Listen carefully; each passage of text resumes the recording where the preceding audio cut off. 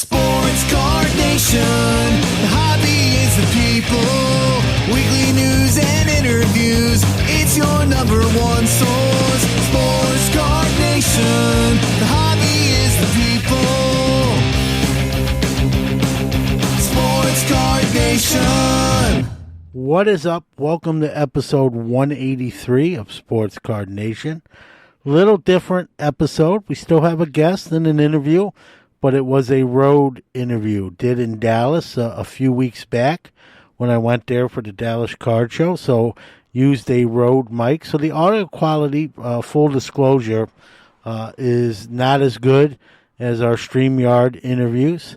So just please keep that in mind. You'll hear some background noises, some odd noises here and there. Again, the audio quality not as good, but use the Rode mic. And the guest, by the way, is Kyle Robertson, promoter of the Dallas Card Show and new LCS owner as well. Very busy guy, so we had to kind of find the quietest corner we could to do a quick interview. Not quick, about 30-something minutes. And, but they're going to hear some background noises, doors opening, people talking. I'm going to, I cleaned it up as best I could, but again, it's not the Shure mic I'm using right here to do this segment. So going to be different, but we do the best we can. It's a great conversation nonetheless. I think you'll appreciate it just the same. So we don't do a ton of those sort of on the road sort of interviews. I'm going to do some more here in a month and a half in Atlantic City, but I'm going to try to figure out maybe a better spot to kind of get a little more better sound. But, you work out the kinks as you go along. So with that being said, let's get the show kick-started. Howdy, y'all. This is Brad Bethune, your Texas card dude. Thanks for listening to my friend and yours, Mr. John Newman. Hello, Newman. And remember, the hobby is the people. Thanks very much. Support your local LCSs. Support your local hobby shops. Have a great one. Iron Sports Cards is your number one source for all your PSA and other grading submissions. Their elite status improves turnaround times. Heck, they even provide the card savers. Their chat rooms provide updates on all your submissions. They also offer wax options and single cards to cover all the bases. Check them out on Facebook at Iron Sports Cards Group or on the web at ironsportscards.com. Or even give them a call at 1-877-IRON-PSA. Rob's got you covered. Ladies and gentlemen, it's time. The show starts in 5, 4, 3, 2, 1. Are you ready? It's showtime. We're here on site here in Dallas. I came in from New York, and we're at the, I'm going to call world-famous Dallas Card Show at this point. I'm going to talk to the promoter and Kyle Robertson. It's his birthday today, so we're going to wish him a happy birthday. I won't ask him how old he is, but happy birthday. Hey, thanks. Thank you, John. I appreciate you coming down and everybody coming down to see us, too. Yep. So, talk about when you got your start in putting on the shows. What was it, and talk about how the first ones went. I'm gonna guess they were a little bit smaller than where we are at this current point for you. Yeah, I started about 2008, and we started here in the same town. Of course, Allen wasn't near as large as it is now, and so there was a hotel out here by Outlet Mall. It's kind of out in the country, in the middle of nowhere, and it was we did 10-table show, 8 to 10 tables. Sometimes it's tough to fill up those last 2 tables, so that's where we started. And like I say, had some guys like Eric Myers, Rich Klein that was started with us at that time when we was setting up, and so. It's been a crazy climb since then, but it's been a long, gradual building of local markets. That, like I say, that's our base. That's where we go, and that's what creates the luck for us. I got to ask you. I mean, obviously, you're not at an 8 to 10 table level anymore. I mean, did you see this? Was this the vision, or is this where you wanted to be, or are you surprised at all by how far you've come? I mean, so I'll tell you. So this is probably isn't as far as we're going. I mean, this is just we're in the middle of something here. So I would say that as far as like doing 6 shows here in Allen, probably of this size was probably a little bit more than what we thought we could do. But after we started getting into it, it's just like, man, we want this to be the stock market of sports cards, and not only sports cards but non-sports cards too. So we ended up going, say, hey, if it's not this month, let's go to Dallas next month, because we know there's going to be a big show there. So let's get there and let's make it a World Trade Center of sports cards. Yeah. How much, obviously most people know Dallas, is kind of like the epicenter of the hobby with a lot of the corporate presence. I mean, obviously that's a positive. How much of a factor do you think that is on the success of the shows? Yeah, I can tell you. So Dallas is tough. I mean, so whenever I started shows and started trying to grow bigger and bigger, people were telling me that shows just couldn't be done in Dallas. It never happened. The corporate sponsors you're talking about, the not to name things, but I mean they really already have the local market. They want to go promote in other markets. So it's hard. It's been like I say, that's why we kept on growing it with vendors, probably rather than grow it large fast. We like I say, my genuine belief is you have to build that base. So if you just go through a card show, even with all the money in the world, and just you're gonna have a losing proposition, because you're not gonna get the right people to the show. And you're not going to keep them there for long term. So I don't know if that answered your question. You guys are sort of around, wasn't it? Yeah, and we were at the Dr. Beckett dinner last night. I know it came up about you don't want too much corporate. You want to keep it sort of grassroots and that sort of thing. And I think I think it's got that feel to it, which you touched on.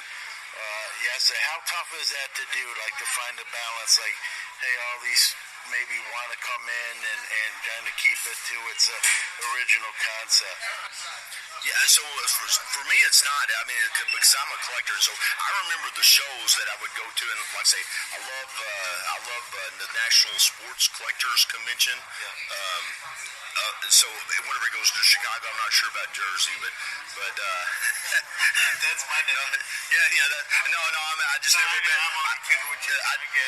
never been. I've never been to the Jersey one, so let me make sure I'm clear there. But yeah, it's I like to say the more you have empty space in there, like a table with just like pamphlets and stuff on there, the less traffic that you have, that it doesn't feel as busy there. It doesn't feel like there's, like I say, I try to generate the stock market feeling. I want the buzz of demand inside that room. Like I say, it's like that's my favorite part of what I do, and that's why I do it. I love creating demand. I love building small entrepreneurs into large ones, and I like seeing that growth.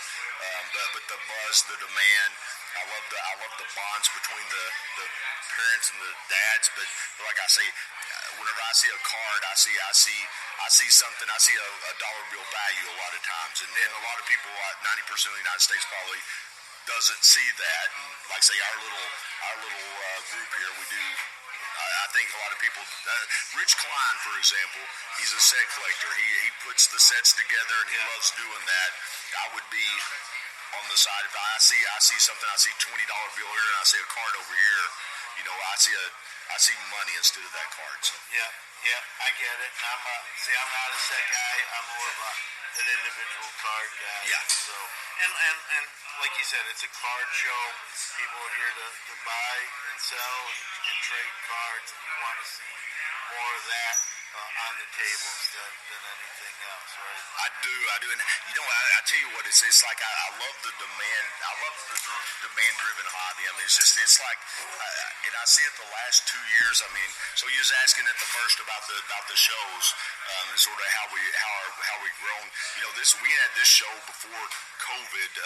It wasn't spread out like, but even after COVID, it took us like a year and a half to grow to this size anyway. So, and you was here, I think, at the May show. That was your first one last year? Yeah, a year ago, almost to the day. Yeah, so I think it's probably even grown a little bit since then. I don't know, what your experience was, but it's like, I think it'll continue to grow. Every time I see new people, they'll come in. Hey, I came in from Wisconsin, from Missouri, and they're all over the United States. They came in for the first time, and California, they've heard about the show, but they hadn't been here to experience. And a lot of times they tell me this is what I expected or more. So, like I say, we're proud of what we've done, and we will keep on working to help the community and hopefully continue building relationships with small entrepreneurs and encouraging that. How many tables did you have this weekend? Yeah, so as far as dealer front tables, it was over 700. I think it's 720. I have to go back and count them, but and I'm not sure. Like I say, I think we can get it. We may. I don't know if we can get to 800 here at this facility, but I love this facility because so when you're putting on a show, you can do this. You can go to a place. You got to find that relationship with the right hotel because the employees takes them a while to know you. It takes a while to do the layout, the setup. But there's a lot to work out with that. And then not only that, but like having the hotel in a nice area that there's walking distance to do stuff, making sure that it's not way overpriced for people to come in. You have to have like area, like say we're blessed because we have like a huge foyer. We have like extra rooms that people can come in and trade or have meetings. So I think that probably adds to the atmosphere of the show. But yeah, that's like I say, we're blessed with the location, the hotel staff. Just everything fell into place, and demand was at the right time, and we were set up to generate this. That's where we came from. So yeah. You are listening to the Sports Card Nation podcast. We'll be right back after this break. Sports Card Nation is back with Kyle Robertson. I'll tell you what. I'm going to start. I'll tell you. So the way I got back, I collected when I was a kid. First time I bought anything, or first time I sold anything was I was 11. And it was a collection that somebody had given me when I was 8. And I sold it for like $40, and it's like, wish that was $1 million to me. I was like, oh my gosh, I was rich. So that sort of fell in my blood. I'd see my friends that were mowing yards and stuff, and it was easier for me to see the value of the cards and generate that, turn that, and make that happen. But after my daughter graduated high school, I started getting back into card shows, starting to put on smart card shows. But I bought a collection out of a garage, and it was like all these jersey and autograph patches, and it's like, wow, these are really cool. It's like, because I didn't have that back whenever I was before, and it's like that changed the game. And then with the eBay sitting out there, and so everything's so accessible, there was so much. I mean, I felt like at that time there was like a pit that all these cards had fell into, and Michael Jordan rookie is the first one that I actually went and targeted. But I mean, it was like the price on a Jordan rookie you could buy at that time for a 7 for like $450, and so I bought all the 9s off of eBay, and then all of a sudden I saw the price go up, and I thought, well, this is fun. So that's how we got it. That's how I got really stuck in the cards. The promoter, I'd set up at 2 card shows before with him, and then he stopped. He'd promote a show, but he'd stopped showing up to it because he hadn't sold enough tables. Like I say, it's a difficult, as far as money proposition, it's a difficult start to get that start and get the trust of not only the vendors, but get the trust of the people coming in to purchase cards, because I don't want to invest my time. I mean, even if I'm down the street, you don't want to invest your time. That's part of your capital, and so it's like you're going to go to somebody's card show. You're doing them a favor by going to the card show. So you want to make sure that that's a successful experience for all customers, vendors, and all. So it's like you just like I say, we've been blessed going through the entire process, and like I say, all the way to the hotel. So everything's fell into place so far, and like I say, hopefully we'll keep on growing to a national card show level. Yeah, well, you're getting in the vicinity. You're breathing down your neck. So, Cal, what year did you promote that first show, and what do you think that, obviously it wasn't one factor that made you take that part, but what was, you think, the major thing that said, was there not enough shows and you're like, we need more shows? What was it that's, led you to like say, hey, let's do this? Yeah, so I like I say, I had $3,000. I bought a guy's garage full of stuff, and so that was, so I needed a place to get rid of that, and I wasn't like doing eBay at that time, so needed a place to sell it. And those first two shows, it worked out fairly well. I remember Adam Rowe, Breakers Row. He was coming down. And he was like spending money at the show and setting up some, but he had like these ridiculous cards at the time, and so in seeing that, so it just really encouraged me. But that's what fed the need for the shows. Is, hey, I'd spend $3,000 worth of $3,000 into cards. How does the wife look at that? Especially in those days, it's like that was a ton of money, and so that was about 2008. It took, like I say, it took me to get from that 10 table to a 20 table show we built. Like I say, this is the collector base. I mean, like I say, so if you're growing a card show, you got to make sure that your local base is in with you. You got to have your vendors.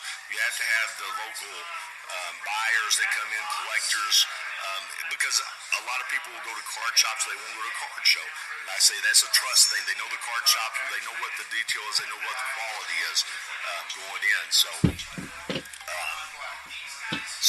going into that, it's not, like I say, I keep on getting my phone keeps on ringing here, so it's like, okay. Busy guy, he's trying to track you down. I might have to turn that ringer off. Everyone that's wants to wish you a happy birthday too, I think. Oh yeah, that's right. That's probably right. But yeah, it's we've So you went, from a 10 table show, this show, like you said, about 720. Does that surprise you, or were you confident in your ability? Like this was where you want, and as you said, you're not, you're in the middle of where you want to go. But did you think? Were you that confident? This is not really a surprise? Let's say. Well, I had two different times. So I was working at a chemical plant. The first time I started the string of shows, and we got up to about 30 tables during that. And so, but I was working at the time, and then I think I told my wife, I came home one day I got recruited to another job, and it was like okay, you have to come out here full time to this. You got to give that up. So I give it up for 2 years, and one day I came home. I told my wife that I think I'm gonna become a sports card athlete. And just those baseball card shows, and she didn't look at me like I was totally insane. So I just went with it. And so at that point, I knew what I could do. I say I knew what I could do. It's like I had a lot of resistance because Dallas was the toughest market. You take California, you take Detroit, you take Chicago. You have Pennsylvania. Up in Pennsylvania, you had you just have you've got consistent card shows that go on through the years, and Dallas is they just let the market totally drop. If they had a card show, the promoter he wasn't promoting correctly, and so he'd have people come in that weren't spending a lot of money, and there wouldn't be a lot of people that were coming following it. It was mostly an autograph show, and so the economy died, or the baseball card economy died. So it took time to get that trust in the people, and like I say, I've always had the facility where it's smaller than what the crowd, it's so I always wanted to feel like it was demand driven hobby, and so I think that's part of our success is that whenever you come to the show, we try to make it to where it feels like there's a buzz in the room. So and there is a buzz room. That's not me. It's just there is a buzz in that room in there. So it's like. Yeah, no doubt. For this being the second time I'm here, it's definitely you can feel the excitement. It's you can tell, and like you said, you got people coming from all over. I'm here from New York. Yeah. You got people like you said, California, Wisconsin. Probably most of the 50 states. Time to hear from one of our great sponsors, but Sports Card Nation will be right back after that. Are you a new sports cards collector or someone returning to the hobby? Maybe you're just looking for a friendly, trustworthy hobby community to hang out with and enjoy collecting. Midwest Box Breaks has been bringing collectors together for many years with affordable breaks, helpful threads, and a Discord group packed with generous people who genuinely care about the hobby and other collectors. Check out the breaks at MidwestBoxBreaks.com. Our goal is to bring you as much value as possible. Also, find us on Twitter at MidwestBoxBreak. Hey folks, John here. Just wanted to remind you, use the discount code MBB10 for 10% off your first order at MidwestBoxBreaks.com. We are back with Kyle Robertson from the Dallas Card Show. You do these shows and you make them look fairly seamless. Obviously, a lot of work that people don't know that don't do that stuff. They think you throw some tables out and, open the doors and that's all. Obviously, people in the industry know it's a lot more to it than that. Kind of speak to that, to your team. You have a lot of great people that you work with that make it all happen. Just kind of, for those that think it's that easy and, kind of talk about what goes on behind the scenes and staff-wise and all that good stuff. Yeah, so it's so I have 7 people who work for me full time, and so we're and then part timers. I've got several of those too. So I've got good. I mean, that's going to be part of one of the problems is just to put on a big show. It's like the problem is the training, everybody being on the same page. There's a lot of politics involved in the shows. There's a lot of like I say, you have to have a chain to where you're taking care of the problems for the issues for the vendors and then the customers. I mean, you have the issues of that. Like I say, it's their time they're investing coming to the show. You have, and that's part of the problem is you can advertise a show, you can money whip a show and get a ton of people out there, but are they the people that are buying cards or are they just coming to look? And so a lot of the vendors, if you have a bunch of people at the show, but you don't have people actually that are collecting cards or buying cards on the other side, it's like it's a waste of their time. Stuff gets stolen. People are looking at stuff when buyers are trying to look at the stuff. So it's like you got to have the right mix of people in there. There's a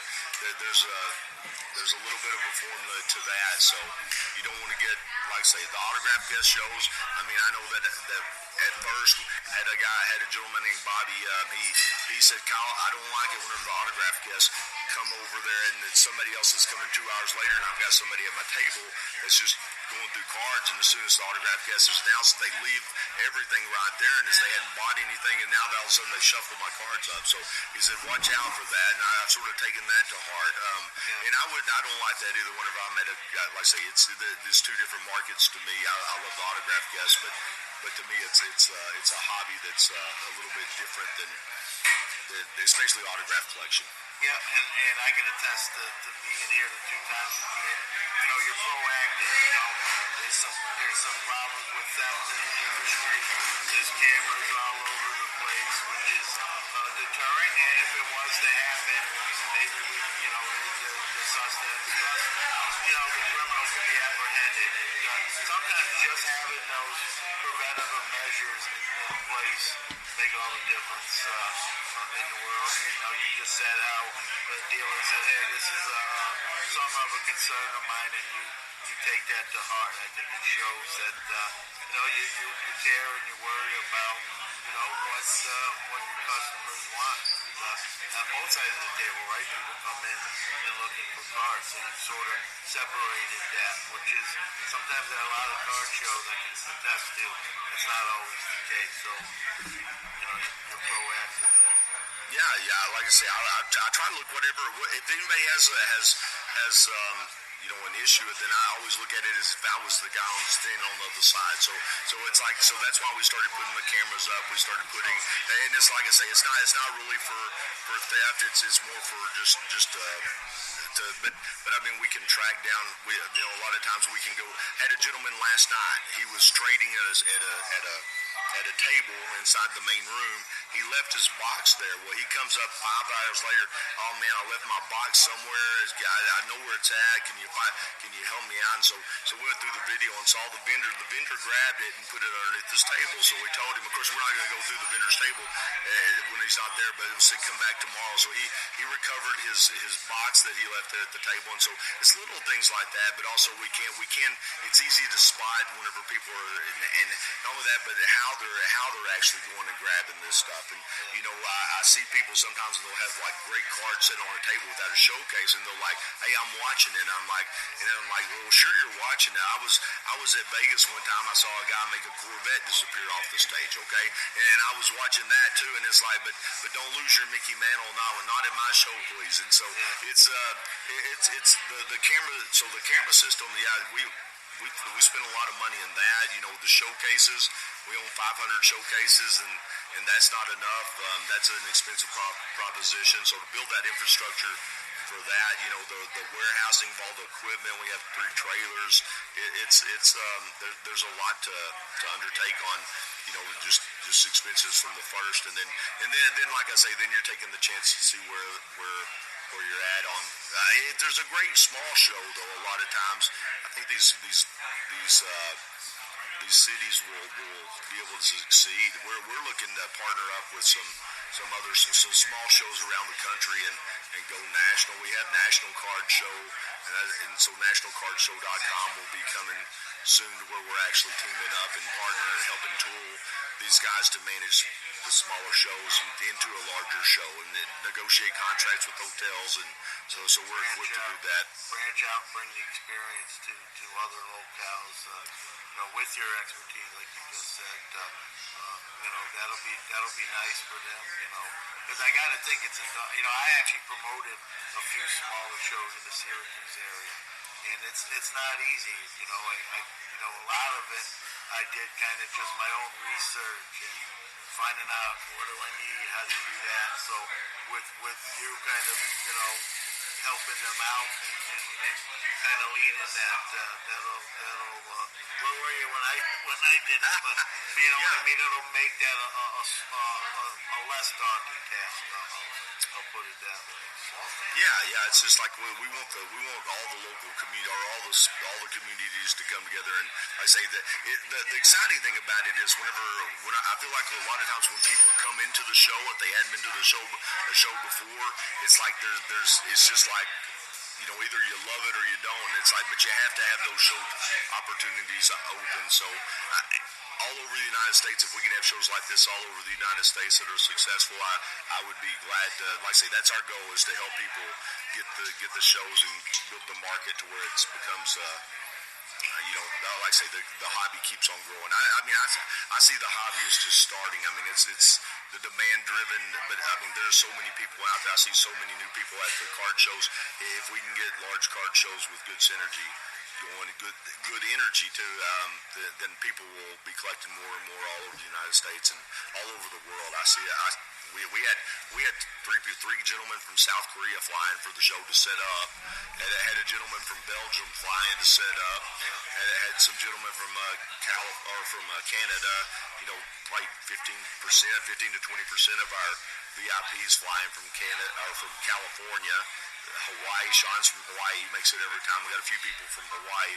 I have Eric has came in from. I believe he's in the Philippines now. And he comes in from PWCC.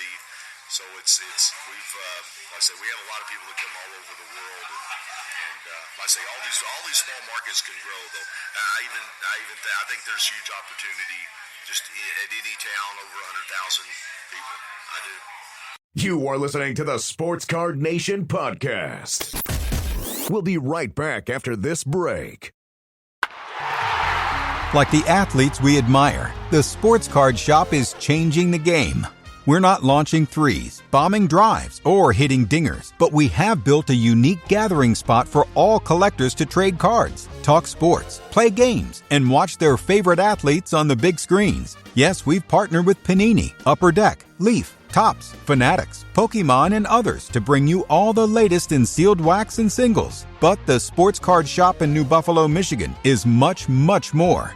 Our recent expansion brings collectible sneakers, Hot Wheels, and more sports and entertainment memorabilia into the mix. Our new Collector's Cave game room is the perfect place to throw a rip party. Bring friends, rip packs, trade cards, play billiards, ping pong, shuffleboard, classic arcade, and Xbox games, all while watching your favorite sport on TV. Visit us at thesportscardshop.com. Follow us on social @_sportscardshop, or better yet, visit us in person to learn about special events, party packages, new products, and everything we're doing for you. The Sports Card Shop, connecting people, sports, and the hobby around the world. Thanks for sticking with us. Here's Kyle Robertson. This is a copycat hobby, right? Someone creates something, whether it be an app or a platform, right? And then there's people that try to come behind and kind of do the same thing or maybe improve on it. Is that something that concerns you with the shows, that someone's going to try, maybe even locally here, and kind of, be a better guy? Personally, I don't think they're going to be successful. Is that something you think about, or you know what I mean? You've kind of laid the groundwork, and now you've built this. I call it a juggernaut. Someone else coming along and trying to take maybe a shortcut or an easier way. Is that something you're concerned with at all? I mean, so we've had somebody come in. I'm going to say, so first of all, I wish anybody. I don't think that I would be concerned with it. I tell you what I would be concerned with. I'd be concerned if somebody came in and didn't market the show, and so my fear would be if somebody comes in, thinks it's easy to do, they have a show that the vendors have a bad experience, the customers that come have a bad experience, and it's, to me, that sort of hurts the hobby. The people that come in for a show, and if it looks like there's nobody there or no money being spent, they're not going to be back to a show, and so I've lost that opportunity to gain that customer. So I mean, I'm in it to help. I'm in it to help. I've got everybody ready. I mean, I say we got the grading company, so we're pretty diverse in what we do. So it's like I don't think that. I think there's huge opportunities out there. I do. I think there's a lot of. I think maybe Kansas City. I hear Kansas City has a good market that hasn't really been. And I hadn't been to the shows. This is what the guys have told me, that there used to be a huge market up in Kansas City, and it's like, well, why isn't there a larger show in Kansas City? So I would, whoever the promoter is out there, if he has decent success out there with smaller shows, they can contact us, and we'll team up with them to promote them and help them to make it into to part of the series. So that's But to answer your question, I don't think all we concern ourselves with is to get better internally, make the better experience for the customer, and that is, as long as that, there's 7 million people in Dallas-Fort Worth, so it's like, and I'm sure there's I don't know how many million are there in New York. I mean, it's like you start thinking about these opportunities out there, and so all you have to get is 1 out of 10,000 people to come. I mean, you've been successful. Yeah, no, I agree. You this year you opened your card store. Is it Dallas Card Show Card Store, right? I get that name. Yeah, so our card shop is Sports Collectors Hub, and so and then we have Blaze Sports Card Casino.com, and so that's what we so we opened it. We actually opened that years ago in a small little office building in Raleigh, Texas, which is in the middle of nowhere, and so, but it was really close to my house, which that was important. So we did a lot of eBay stuff and stuff out of that, but everybody would meet up and want to trade cards. So that's what we kind of started the shop with, and then we moved over here because I was driving by and just the opportunity. I saw a building that said more information, call it, and I said, man, that would be awesome instead of buying sports cards up there. It's right next to the hotel. Everybody that drives down this busy highway is going to see the cards are in demand, and if they believe it, then they may jump in and be a customer, and if they don't believe it, well, then they can come sell us their collection. That's either way. We'll help them out with that. So it's a perfect location, and you can see it from the highway. It's been fun. I mean, like I say, that's caused a lot more work and like I say, the shows we have them kind of streamlined at this point. So yeah, I was gonna ask you how difficult is it, running an LCS and doing what you do with the shows? Yeah, so the other part is the grading, the Dallas Card Show DCS grading, and so whenever we started, I mean, let's say I started that about 2015. And so, but with the show location where it's at, with the store where it's at, the LCS, the grading, we got a full-time staff on that, and so it's simple because PSA and Beckett, SGC guys so overwhelmed. We can do same day grading for $10 and just almost every time, and it's like I say, that's kept it busy up there too. It's juggling the wax is tough. Juggling wax. There has to be an answer for wax. I'm not sure what my opinion is of all that yet, but what's coming up in the hobby. But there'll be an answer. I mean, the dollar bill will call, and there'll be an answer to it somewhere out there. Yeah. It's but yeah, I see a lot of people that are struggling with wax, and that's our struggle too. Yeah, I think it's nationwide, and we'll see what Fanatics does. I think they're going to try to cut out the distributors and go more direct to LCS, direct to breaking, even direct to customers. But time will tell, and hopefully it gets easier rather than more difficult. Obviously, that's where we all love the cards, right? Where do they come out of?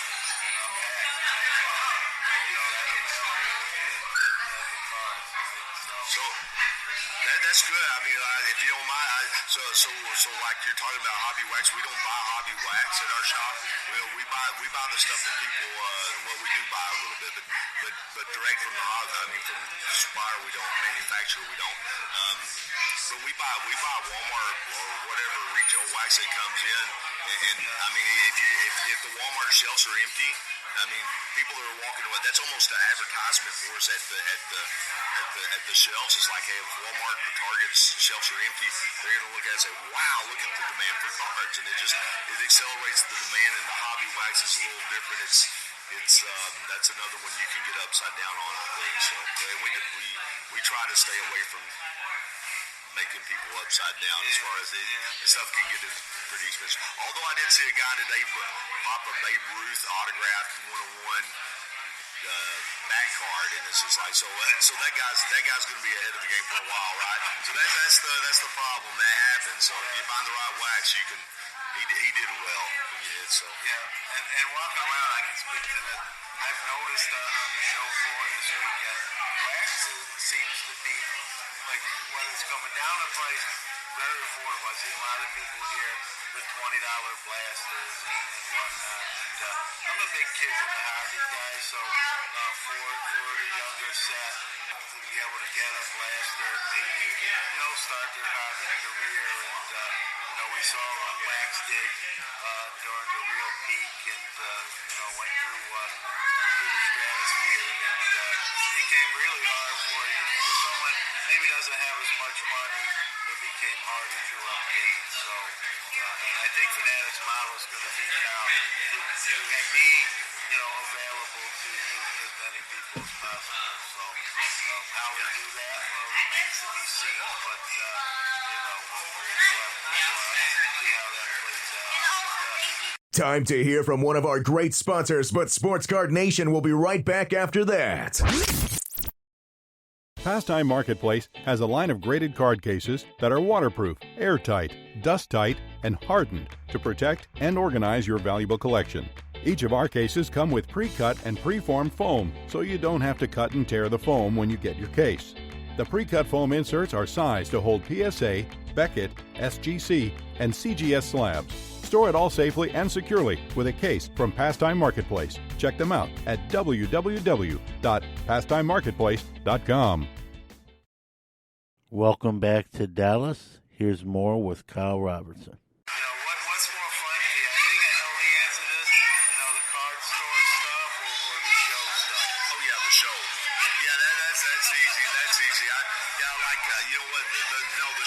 the most fun.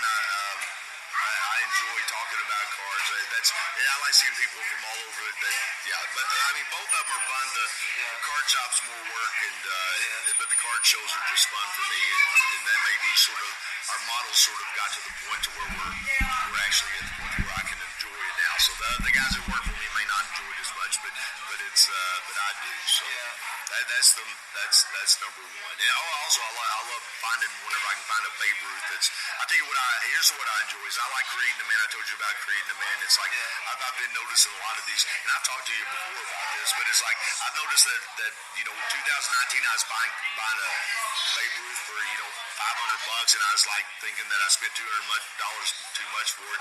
Now all of a sudden I'm starting to look at these pop reports on these Babe Ruths. The ones from 1923, there'll be like 20 or 30 of them out there. I saw a 1916 big head Babe Ruth that they're asking like $65,000, but I mean it's like that. There's only 9 known, so that's Babe Ruth's rookie. I mean it's like I don't like I say that's what I enjoy finding. I started looking at that. I remember when I was a kid, when I was younger, I always wanted a Nolan Ryan rookie, Venezuelan, top Venezuelan. So I started looking at those, and there's 11 less of those known than the Ernest Wagner. The famous Ernest Wagner versus Nolan Ryan's Venezuelan rookie, there's 11 less known. And so I bought me a couple of those, and it's just like finding those numbers, and then actually being able to still afford it before it becomes a $100,000 or $200,000 card. That's my enjoyment too. That's the hunt, the analytics and figuring out. And there are cards like that are kind of under the radar. People don't even realize. And when you find them, number one, it's fun, and then news travels fast. So you got to be quick on the trigger to get them, and see where the chips fall. And it's funny, the Ernest Wagner's a great card, obviously, but it's sort of iconic, and people sort of forget about certain other things because they're too focused on those kind of cards. Yeah, there's other things in that, even the Baltimore News Babe Ruth that, in Babe Ruth Museum in Baltimore. So, there's other things that people want to do the legwork and figure it out. It sounds like it's something you sort of enjoy doing in the process there. So easy to do on the internet now. It's like it's sitting there right in front of us. I just think sometimes you don't think about looking, and so I think the more and more people think about looking about it. I mean, maybe the Gehrig, there's a 1925 strip card of Gehrig. There's only one or two. It's one of the 2 rookies that he has. I mean, nobody knows about that. There's only a handful of them out there, and you can buy. I saw one on eBay the other day for $7,500. I mean, it's like it's Lou Gehrig's rookie card that there's like 20 of. Or you can buy a 2022 prospect card that hasn't even tasted the majors for probably twice. And that's I always chuckle when I see that kind of stuff now, right? You got a Gehrig's first ever appearance at 7,500, and you got a guy that's in Double-A, it's a parallel colored auto, and it's $25,000. To me, I know which one I would rather have in my collection. So, but it's a prospect-driven hobby. People love to speculate, and Lou Gehrig's not gonna have a bad year, but that $25,000 prospect auto guy could potentially not root against them. But it's funny the dichotomy of the hobby like that. I think we're seeing a little bit of that change too. I think maybe it's because someone's lost on that kind of end of the deal, but and they don't want to do that again. But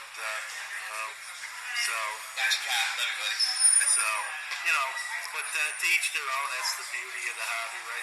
As I always say on the show, there's no wrong way to do it, as long as you're doing everything legal and not hurting anybody. So that's what it's about. Well, I tell you what, the communication. I mean, the communication era where I mean, I guess from like 2000 till 2010, and then now to this point. I mean, there's like intervals, and it's so much easier to communicate. I mean, kids that are now all of a sudden they're 30 years old, but they were born, and they had access to cell phones and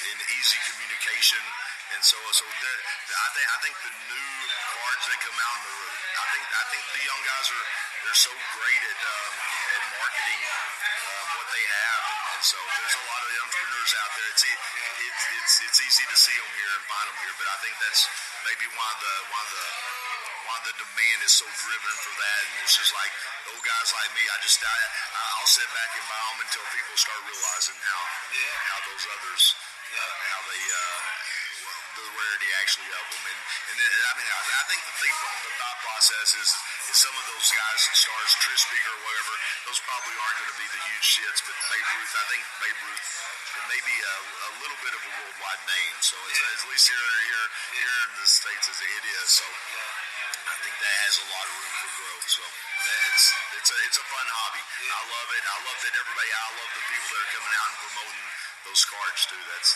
single cards. Well, you're doing a great job. This show has grown. Just in the year from when I was here last time, it's grown, and it's going to obviously, like you said, get bigger, most likely better, and wishing you continued success. And I hope to make this kind of a yearly trip, almost like a built-in, hobby vacation, and see where the trajectory's going for you in the show, and obviously the local community. Not even just the local community, like you talked about. People are coming from out of the country, all 50 states probably, and just amazing to see what you're doing. So continued success. Thank you. I appreciate it. Thanks for you, and thanks for everybody that came. Thanks for the interview, and I appreciate all the time you guys invested in us. Yep, no problem. Thank you. I'm going to take a quick break, but when we come back, I'll give some of my closing thoughts. Hey everybody, have you heard about Collectible? It's the one-stop shop where any collector can buy and trade affordable shares in some of the most rare and valuable sports cards and memorabilia in the world, starting from just $5. From 1952 Mickey Mantle PSA 10s and Wilt Chamberlain's iconic rookie uniform to one-of-one Patrick Mahomes RPAs, rare LeBron James logo mans, and everything in between, Collectible is creating never-before-seen access and opportunities for all. Let's grow the hobby we love together. Please note this is not a recommendation or solicitation to buy any security. All investment decisions should be undertaken after doing your own research. All right, that's going to do it for 183 of Sports Card Nation. Want to thank my guest, Kyle Robertson. Very busy guy, made some time for us. Had to take the interview where we can get him. I mean, even while I was talking to him, folks, his phone was going off left and right. I think you can even hear it in certain parts of the interview. And very busy guy, a lot of people trying to get a hold of him. So, we had to take the interview where we could get it. Again, thanks for bearing with the audio. I know it wasn't up to the same snuff as our in-studio microphones, but again, we kind of roll with it, right, as we do these, and try to do the best we can. But Kyle, incredibly busy guy. Now he's an LCS owner. The Dallas Card Show has become a beast, as most know, and many people would put it second, right behind the National in terms of popularity, and that's something else when you really think about it, and has really built up the show, and the following has gotten bigger each and every time out, incorporated a trade night, and just like he said, he's not done yet. He wants to keep getting bigger. He wants to bring that kind of experience to other locales, but besides Dallas. So he's got high expectations, if you will, and if anyone can do it, I think he's shown that, he can be the guy for the job, because he's taken sort of a smaller type show and made it a national type show. Like he said, people coming in from all 50 states and in other countries. It's a national, it's a worldwide phenomenon. So kudos to him. Again, thanks to you for bearing with us on a little bit of a different type interview with some of the on-the-road audio equipment. But, we'll be back here with our regular audio and Shure mics next week. Our guest is Rob Gerard of Sports Car Therapist, and going to be a fun conversation we'll have with Rob. So with that being said, I bid you adieu. I wish you well. Stay safe. Be well. We'll see you here next week. That's a wrap on another edition of the Sports Card Nation podcast. Thank you to all the awesome listeners out there. Without you, there is no us. Thank you to all our great guests who drive this show, and also our wonderful sponsors who help us produce the great hobby content every week. Remember, another Hobby Quick Hits episode drops every Monday, and Sports Card Nation returns again next Friday. If you like the shows, we appreciate those positive reviews. Be well, and always remember, the hobby is the people.